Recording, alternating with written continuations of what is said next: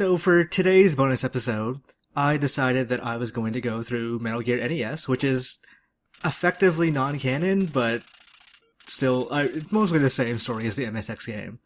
And then later I'll go to the newest Metal Gear game. So the thing about Metal Gear NES is it's kind of a battle of attrition. Like, you can die repeatedly and you'll still keep the same item, so it's just a matter of getting there fast enough. Also, it's a shitty game, and I'm not good at it.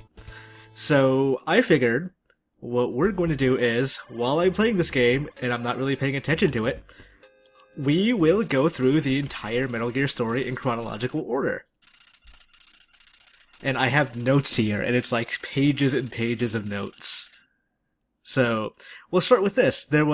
Before World War II, there was a cabal of nations called the Philosophers, China, US, and the Soviet Union. And during World War II, they pooled a bunch of their money into $100 billion, and left it on as the Philosopher's Legacy. So, the Philosopher's Legacy was, like, the place where it's hidden was stored on microfilm, and then all the Philosophers' countries decided, okay, we're gonna really need to get that. So they'd all decide to figure some way to get it. And it turns out that the location of the microfilm is held by an anti-KGB commander named Volgin, who is their treasurer. And he has at least half of the microfilm. So the US sends in their best agent from World War II, the Boss, to go cozy up to Volgin and give him a present of a nuke. And just, once they get the microfilm, defeat Volgin, do whatever, and return back as a hero. So she goes in there, and then Volgin uses the nuke to blow up a KGB factory. And the KGB and Khrushchev pretty quickly realize, wait a second, this nuke came from America, so logically we've got to nuke America back. Oh, shit. So, they get on the phone with, I think it was Truman. And Truman's like, no, that's totally not us. That was the Boss. She turned coat. She's joined Volgin. We're gonna have someone go have her killed. So they send in Naked Snake, who was the Boss's student. And, prodigal son. And basically this, at some point during MGS3, Snake meets Ava, who is a KGB spy, and she's agreed to help Snake to help take down Volgin. So they work together and meet Ocelot, who is supposedly working for Volgin, but is a double agent. And they eventually take down Volgin, they get his piece of the microfilm, then Snake defeats Boss.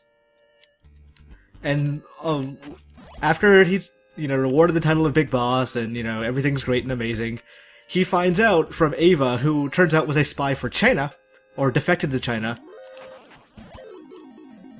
that of the whole Boss problem of, them turning their backs on her and her, making or dying for her country so there would be no nuke that goes off. She was the perfect soldier, and this kind of drives Naked Snake crazy. And we're just gonna call him Big Boss from here on out. So then you find out later that it wasn't even like they needed a scapegoat, it was that the Philosophers arranged this entire thing because the Boss is becoming too influential, and they needed her killed and used Naked Snake to do it. But then it turns out Ocelot was also working for the US as well. He was like a triple agent. So he has that piece of the microfilm and gives it to the US government. And on his own, later, he finds his own the other piece of the microfilm, but that comes a little bit later. So, next game is in the chronology is Portable Ops. And from before that, Big Boss saved Frank Yeager from death. And Frank Yeager, if you know your Metal Gear canon, later on becomes Grey Fox, but at this point he was just a really good soldier. So there was a uprising of the Fox unit, which is formerly Big Boss's unit, and at the San Hieronimo, and Big Boss gets blamed for this. So while he's captured, Roy Campbell comes in and frees him. It's like, yeah, we need you to actually take down the people who did do the uprising. So Snake agrees, and he gets together Big Boss, Agent Zero, who is his commander or commanding officer during the MGS3 mission, and Ocelot, and Frank Yeager, and also Ava, I think, is there too. And they all agree, alright, we're gonna take down this unit. So they do, they defeat Gene, who was the person in charge of the uprising, and upon doing that, Gene just like, alright, why don't you take all my resources for Fox Unit? So now, and they also find the microfilm.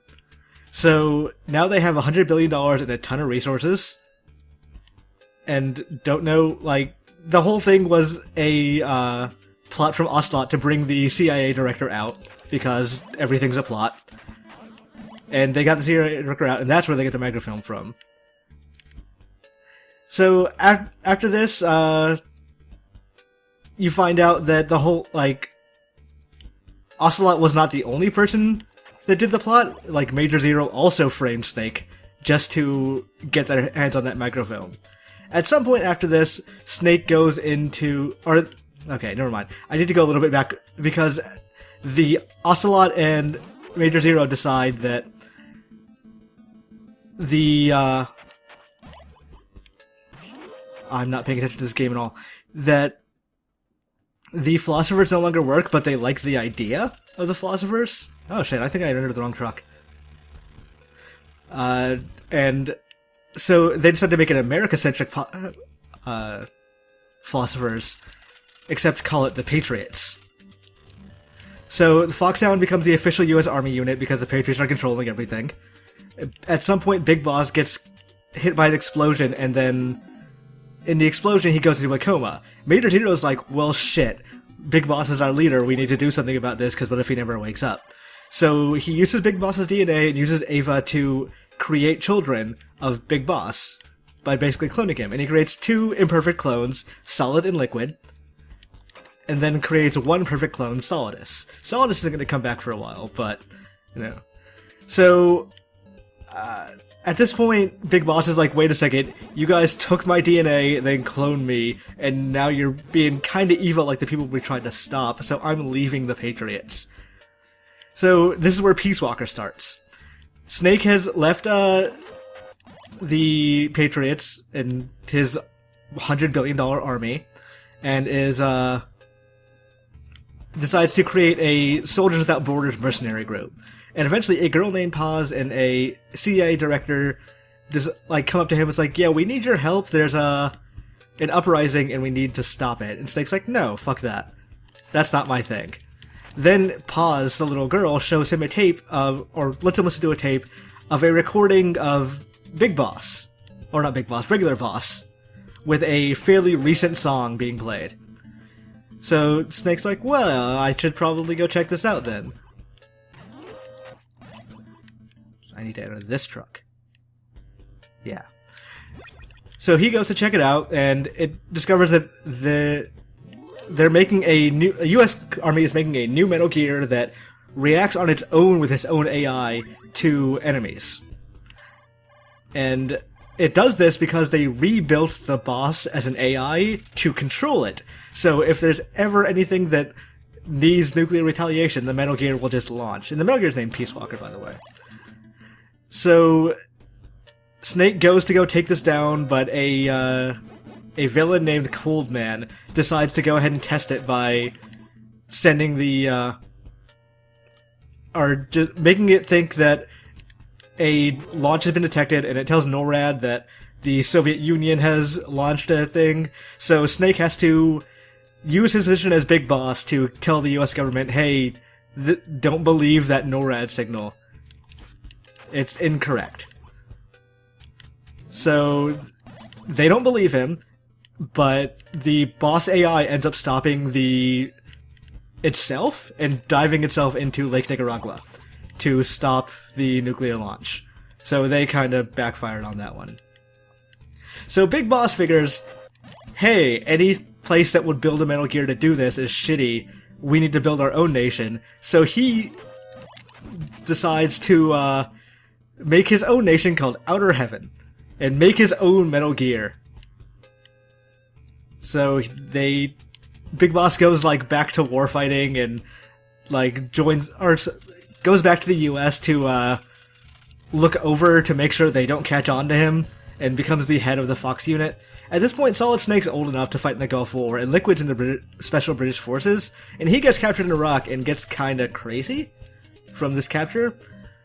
So, Outer Heaven's proceeding fine, and then this game, Metal Gear 1, is where Gray Fox, Frank Yeager, comes in first to look in on Outer Heaven, because... Wait a second, do I not have the card? That's where I had the card. So Gray Fox comes in and gets captured from his Outer Heaven mission, and they send in Solid Snake, who's still sort of not like a super huge name, but this entire game Big Boss is trying to trick him and be like, no, don't look over there, that's stupid. And at some point tells him to abort the mission, though in the MSX version he tells him to turn off the MSX, which is a reference they call later in Metal Gear Solid 2. So, eventually, at the end of this game, Snake destroys the Metal Gear, and escapes and rescues Gray Fox and all that. So then we get to Metal Gear 2, where Big Boss is in hiding, it's in Outer Heaven, and he's liberated Zanzibar. And from liberating that, Zanzibar decides to capture a scientist who's invented synthetic oil. And since he's invented synthetic oil, they now have like a lock on the synthetic oil market. And basically control all the nation's oil. So they send Snake in to deal with this and get the scientist back. So Snake goes in, he defeats Gray Fox, who Frank Yeager was loyal to Big Boss because Big Boss rescued him way back when. And Snake kills Frank Yeager, supposedly, or at least destroys his body. And then Snake fights Big Boss. Big Boss reveals, hey, I'm your father. And Snake just like uses an improvised flamethrower to basically destroy Big Boss's entire body.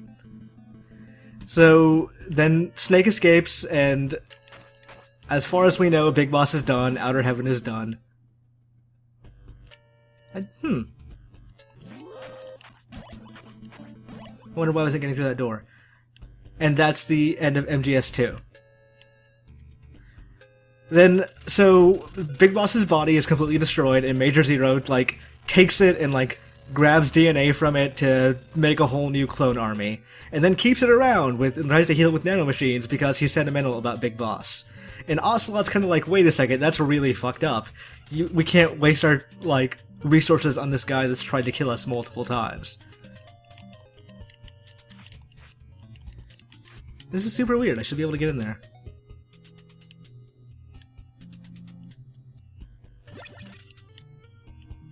So, Ocelot decides at this point that he's going to take down Major Zero. And this is the Patriots, and this is the long con. So after this, Roy Campbell leaves Foxhound. And Liquid Snake takes over at Foxhound because he's been freed from Iraq. Naomi Campbell, or not, is her name Campbell? Naomi Hunter invents Fox Dye, which is a poison that can, like, cause anyone to have a heart attack. It's a very targeted poison. And Liquid, at some point, decides to take over Shadow Moses' facility, which is a nuclear facility in Antarctica, or Alaska, or something. So the only person they figure can deal with this is Solid Snake, so they bring him out of retirement, because he's been sorta freaked out by this whole, like, Big Boss is my father thing. And since he's out of retirement, they inject him with Fox Dye to make sure that he also doesn't go crazy like his brother. So, in there, like, Snake finds Meryl, who is Roy Campbell's daughter? Granddaughter? I forget exactly. And they also meet Otakon, and Otakon tells them, by the way, they have a Metal Gear here, they can launch a nuclear thing without any, like, can't be detected by, radar detectors. Or whatever. So, they basically make their way through Shadow Moses and defeat Liquid Snake. And they discover at some point that Gray Fox is still alive, and he's become a cyborg ninja, and Gray Fox helps them defeat the Metal Gear. And they escape, and eventually Liquid just sort of dies. Like, he has Fox die in him as well, and he just has a heart attack. And Gray Fox earlier in the game had taken off Frank Yeager's, taken off Ocelot's, hand. So Ocelot just sort of finds Liquid's hand and puts it on his, because why not? That's totally what you do. And then he steals the blueprints for Metal Gear Rex, and at the end of the game is talking to President Solidus. And it's like, no, sir, nobody knows that you were behind all of this.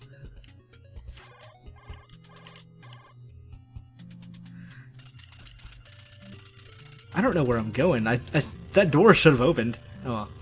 So, before we get to the next part, we have to actually explain who Raiden and Solidus are. So, Solidus was sent to the Liberia Civil War when he was still a soldier. And he decides during the Liberian Civil War that he is going to test some of his theories about life and war. So he just takes a kid, and he's like, alright, I'm going to teach you how to fight. So he gets this kid named Jack. And he decides that, like, alright, so I'm going to send Jack into the forest with a machete, and he's going to learn how to fight from just killing things there. So he survived, and he killed a whole bunch of soldiers. And eventually Solidus starts taking, like, decent care of him. And, like, he has a scientist inject Jack with something. But he tells the scientist, if this hurts him, I will kill you. So he's sort of Jack's surrogate father. And eventually the Liberia Civil War ends, and Solidus decides to just leave Jack. Like, I'm not your real dad, so I'm just gonna go wherever. So he does that, and this, as you can probably figure, messes Raiden up quite a bit. So Raiden's in complete denial about that entire first phase of his life. Just does not remember the murdering or Solidus, but does remember the training because it's so ingrained into him. So Solidus, when he comes back from Liberia, becomes president because the Patriot AI arranged it because they figured he'd be the most amenable. Oh, by the way, the Patriots are now just an AI. I forget exactly when that happened, but it definitely happened. Really?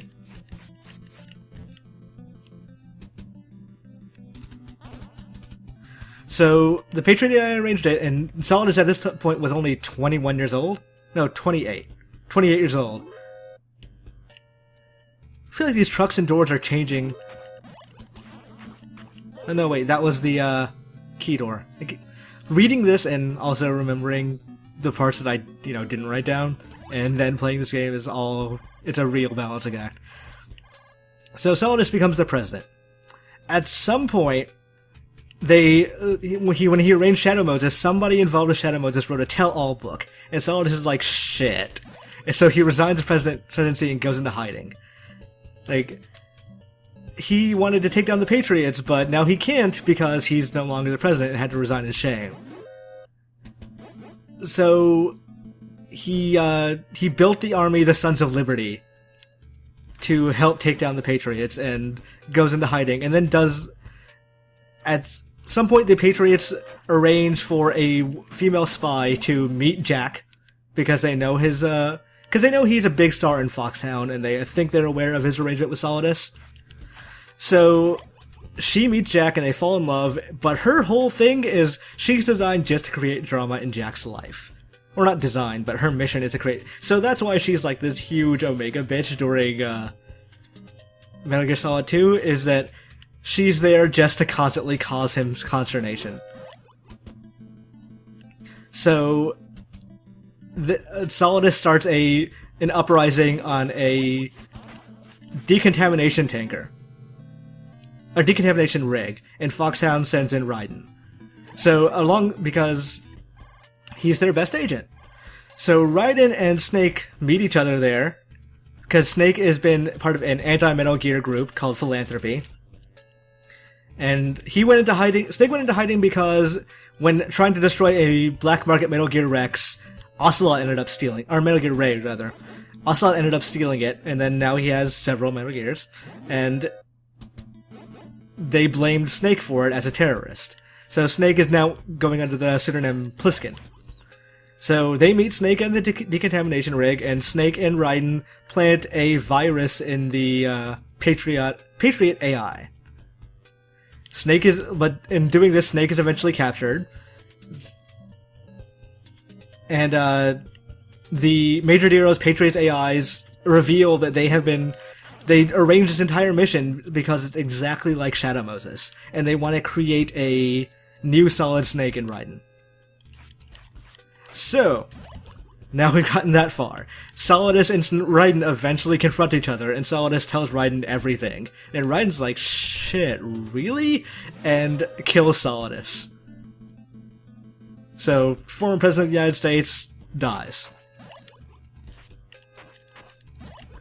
So, after this, Ocelot steals all the Metal Gear Rays, and Raiden's pissed off that he was manipulated this entire time. So this is the end of MGS2. MGS3 we've already covered. So to recap where everyone is right now, Big Boss is dead. Major Zero is infirm, he's old, and not running the Patriots anymore, they're run by an AI. Ocelot replaced Liquid's hand, but Liquid is living inside his head, even after, like, the nano machines took over. The Patriots are an AI, Snake's in hiding now. Raiden wants revenge for the Patriots fucking with his life. He also, still fell in love with Rose, even though she was a spy, and she miscarried a kid that they had, and that drove him even further off the edge. Solidus is actually really dead. It may be the only person in the entire series that can be said of.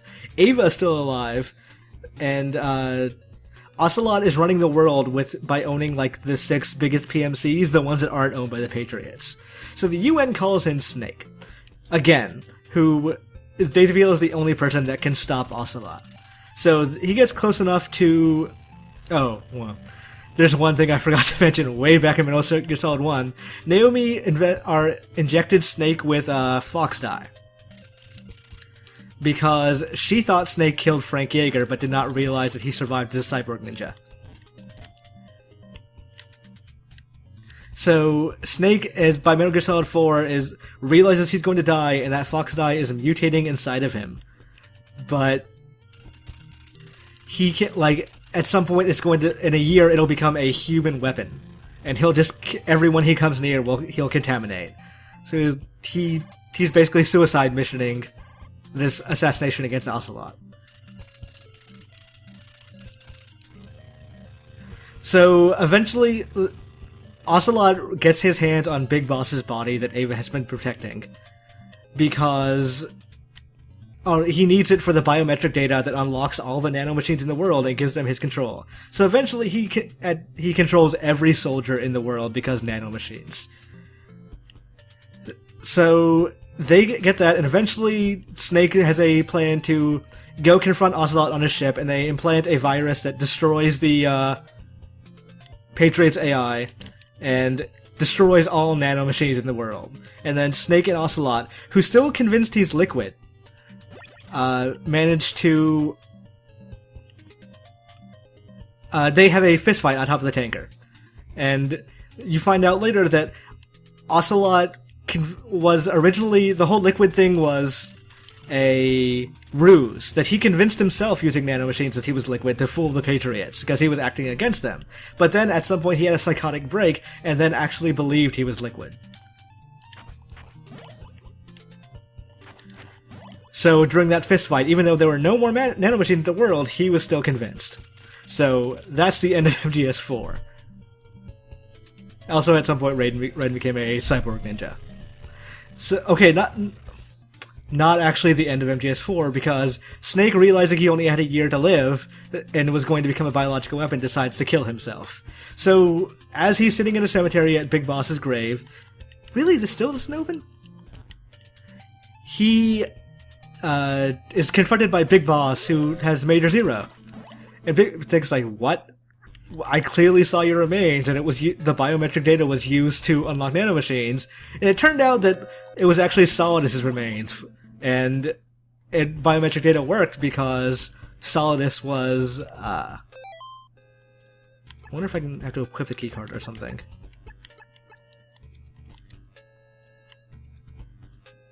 So, and Solidus was his a perfect clone, so it worked because of him.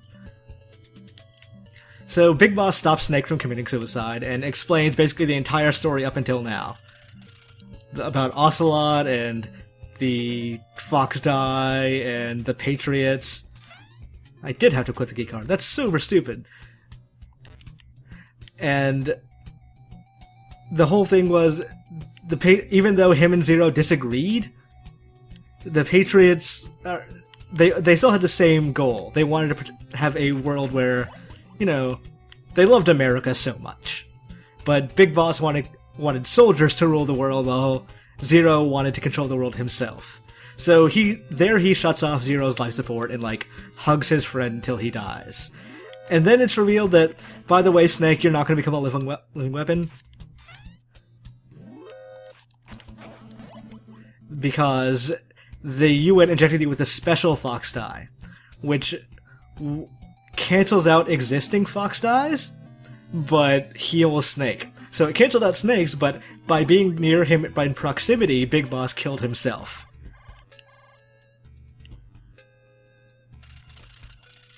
So let's go all the way back to Peace Walker. Because in Peace Walker, they introduced Paz and Chico. And Chico was a child soldier that Big Boss saved. And Paz was the girl that brought to him the things about the Peace Walker. And she was a spy, it turns out, for Major Zero. But she ended up falling in love with Chico, and she was very conflicted about the spyness, and then the two of them ended up getting captured by Major Zero's intelligence arm, Cypher. So Big Boss is here to bust them out in Ground Zeroes. Who are they with? It's me, man. Green seals. Losing.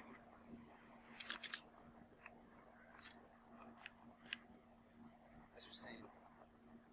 You know what? Best we just drop this, right? Sure. So I've not played a super huge amount of this game, basically just enough to make this video. It's not bad. There's reasons it's pretty bad. And yeah, in case you're curious, this is the PS4 version, which is why the pause button is pressing the down left corner of the DualShock 4 touchpad.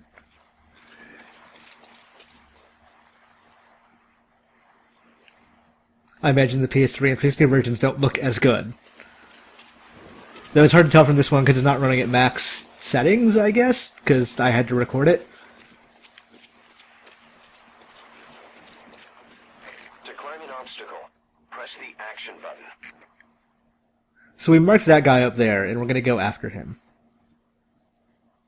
Because I don't want to go through that gate with him there. Plus, he gives me some pretty decent information.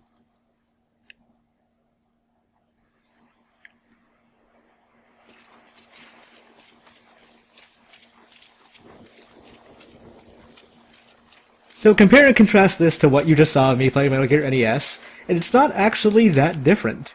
Like, there's fidelity differences in everything, but like, minute-to-minute gameplay?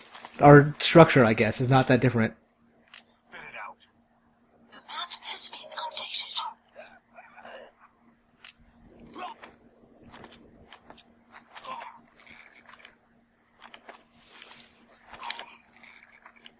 And I'm going to choke him out, because I don't want to kill people unnecessarily. Whoops. Accidentally pressed the prompt to get him.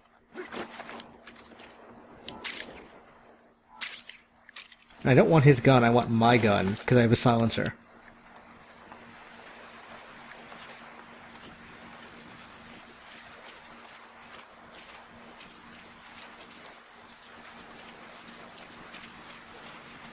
Oh, whoops. Head for the old prison. You'll find the targets there. Alright. Once I mark a soldier, they stay in my view for pretty much the duration of my playthrough.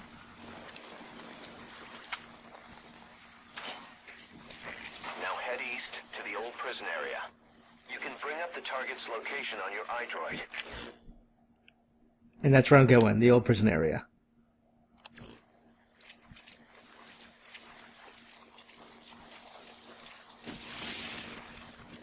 All the old Metal Gear tropes apply, like ducking into bushes pretty much eliminates you from vision. Ready your weapon while crawling. You can move horizontally left or right. If you do that holding the dash button, you'll move faster.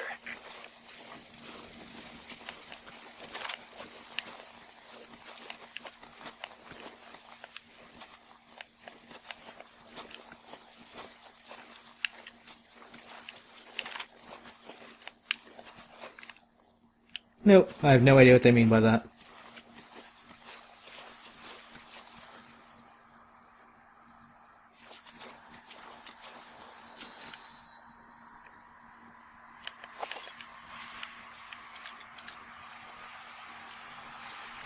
Take a good look at the enemy through your binoculars, and you can mark him.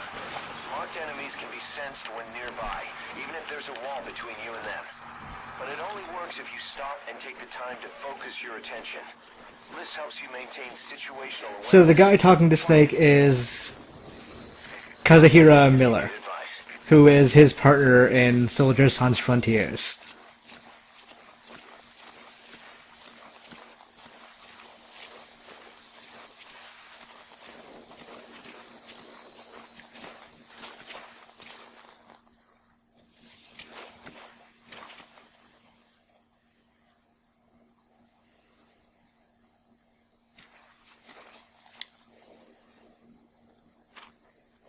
And I'm pretty sure that it's the same Master Miller from Metal Gear Solid.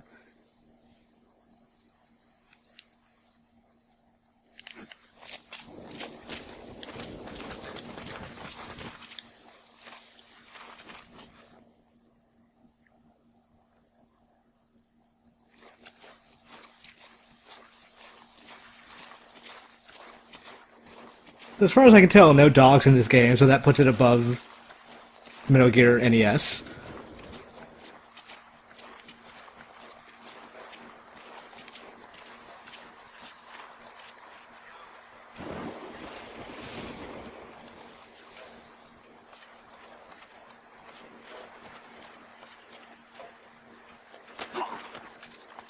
You can now either interrogate him, knock him out, or kill him.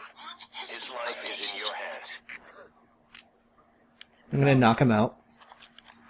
So I really don't like Kiefer Sutherland's performance in this game.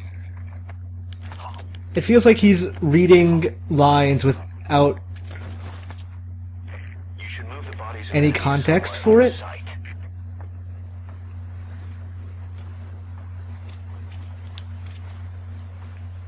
Like, he's not reading the lines before or after. Like, I understand voice actors can't all be in the same studio, and Kiefer Sutherland's a movie star, but it really feels like he has no concept for what the story is or what someone's saying. He sort of goes, bangs out his own lines, like that Krusty the Clown joke from The Simpsons.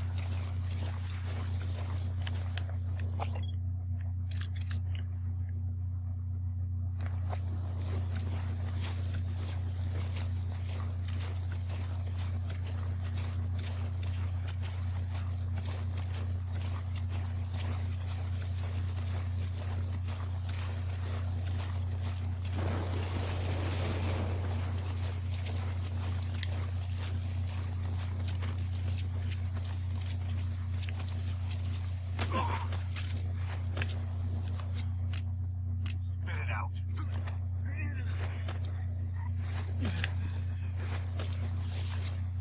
Spit it out. The map has been updated.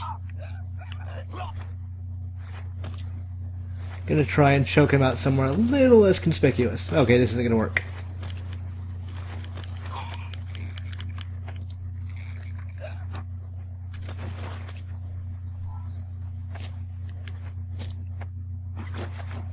Stabbing them is quicker, but I don't know.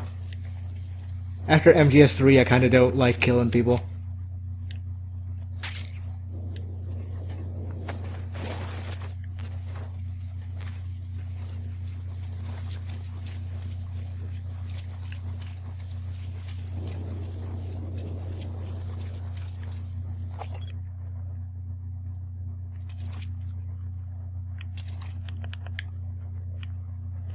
Should be a guard guarding there.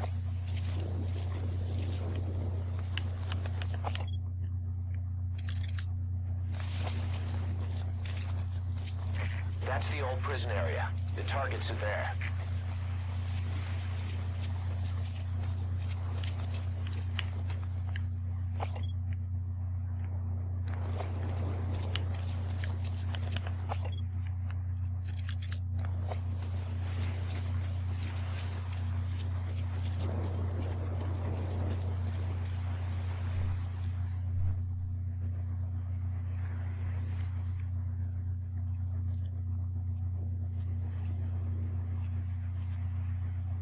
So overall, I don't actually think this game is that bad.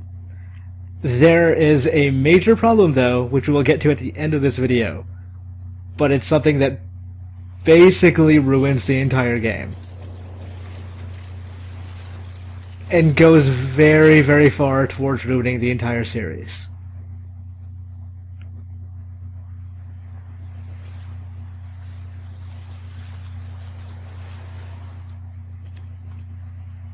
But first we gotta rescue Chico. Because we need all the context for it that we can get.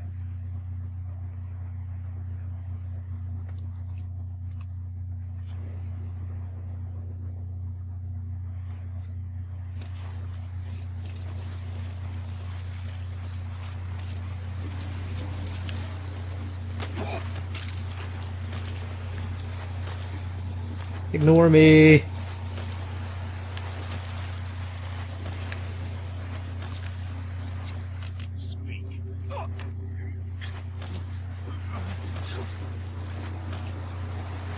He's not going to ignore me.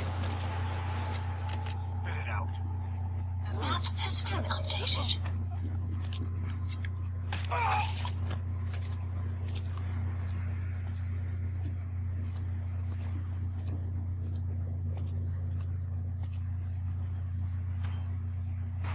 I had to kill him because this guy was going to come too quick and he was going to make too much noise.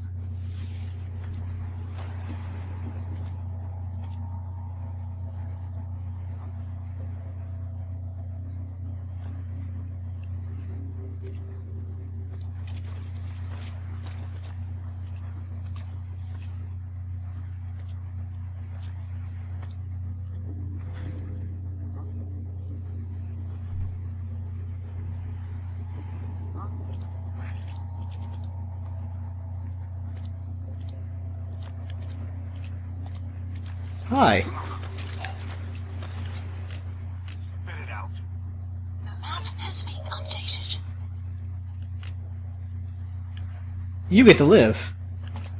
Because you're the last guard here.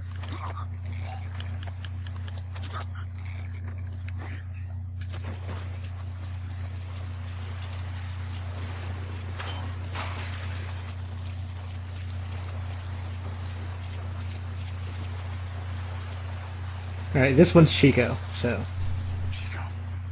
I left the other prisoners because it adds an extra scene.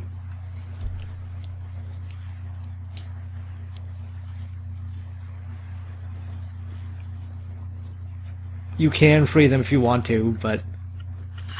you don't get these things. Chico, it's me. No! No! Go away! Go away! Get me out of here, please. Get off me! Get off! Chico, keep it down. Go away! Right over here. Hey, you gotta let me out. You let me out, go. Get off me! Get off!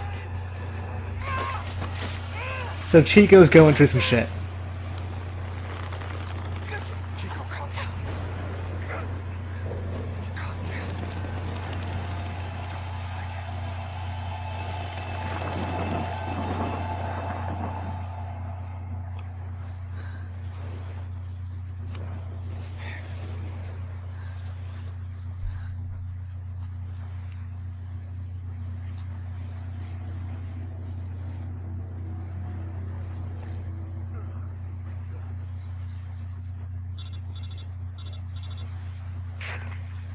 got Chico. And Paz? Not here. Are you sure? Pretty sure. Is Chico able to walk? It's like he compensates for the not reading the other lines by just saying things more gruffly. And they hammered nails into Chico's ankles so he can't run away. Not gonna happen. You'll have to carry him out then. Okay, boss, change your plans. Haul Chico over to the rendezvous point. We'll get Paz's whereabouts out of him once he's calmed down. Mission info has been updated. I marked the RV on your map. Okay, now carry Chico there. Map has been updated. There's someone in there. What do you plan on doing? So I can unlock these doors, Another prisoner. but they can't get on their own. Because, again, they had the same issue Chico does with the nails in their ankles. So I'm going to get Chico to safety first before I worry about them.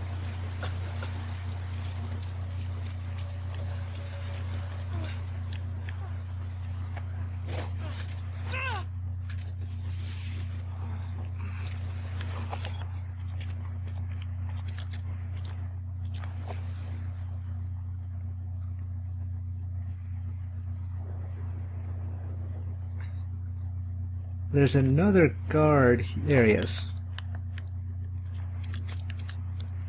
Alright. Fly true, Trink.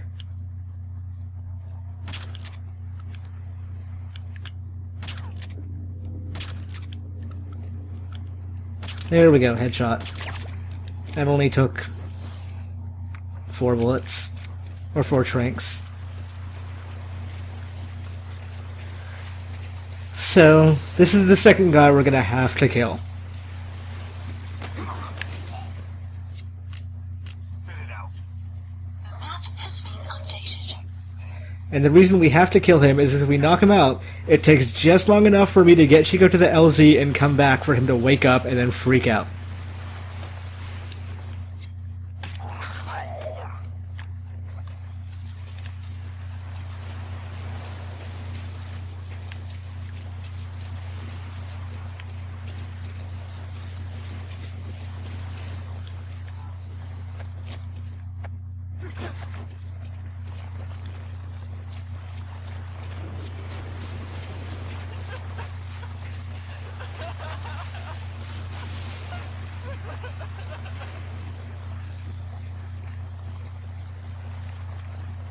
Paz is dead.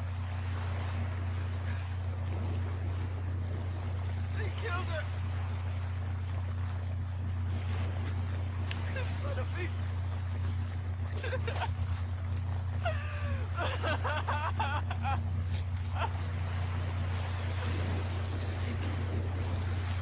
Paz. Paz is... What? The RV's just a little further.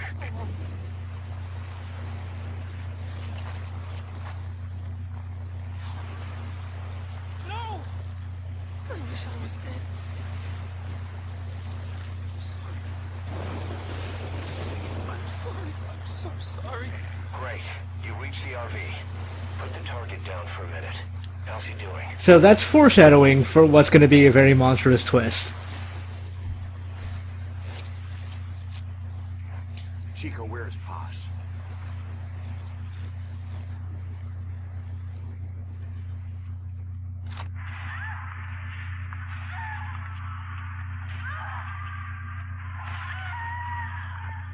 She's dead.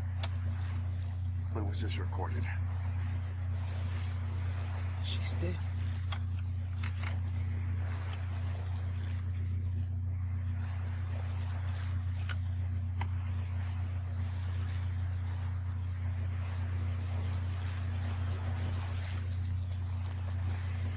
Mission info has been Okay, now updated. use your iDroid to Technology does seem very different in from the actual 1970s, Please select a landing zone.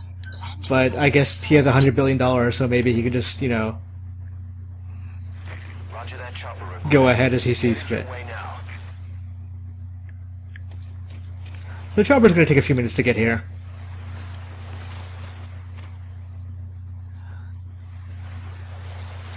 Let's look around.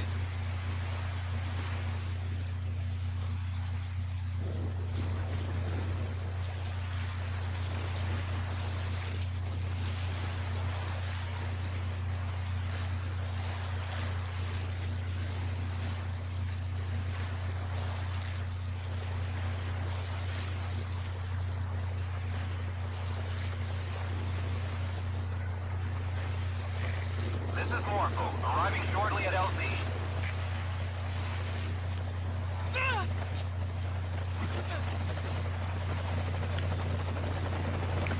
Keep in mind, nobody sees this happening. This is Morpho, on station at LZ.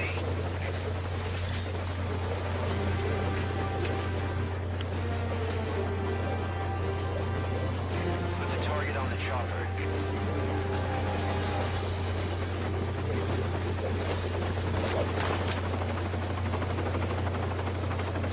Chico's tape.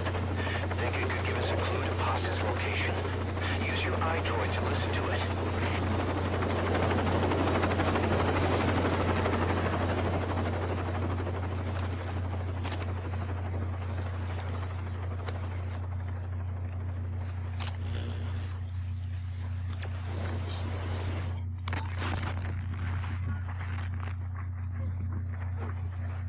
Buzz!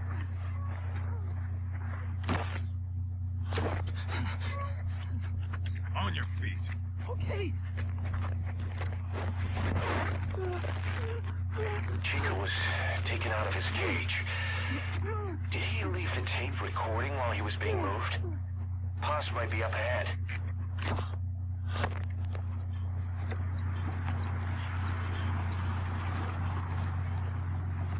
I hear vehicles. And a flag.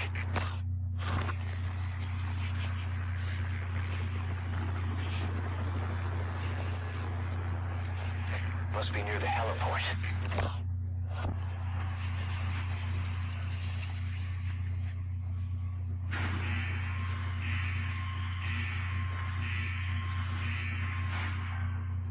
A gate.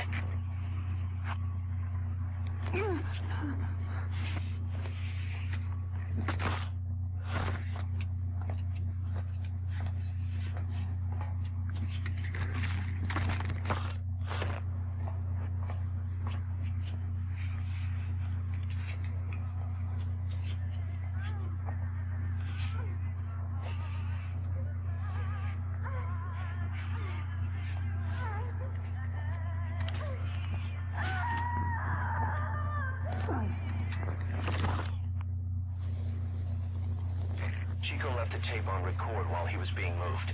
Try using what you hear to find Paz. If you're still not sure, listen to the tape again. So, what happens to Chico and Paz is exactly what you think it is. I'm not going to talk about it because A, you can find the information out for yourself, and it's spoilery. B, it's monstrous. In a way that does not denote maturity in writing or quality. And it's a way that I don't understand how anyone can respect that level. It's not good. It's Stephanie Meyer's level writing, except with a 14-year-old's attitude. And hopefully Phantom Pain goes back to Hideo Kojima realizing his own limits, because not only is the twist bad, it's gross. It's bad, it's gross, and it's poorly executed. But we'll leave Ground Zeroes there. Far cry from the NES game where Big Boss was telling you to turn off the MSX, huh?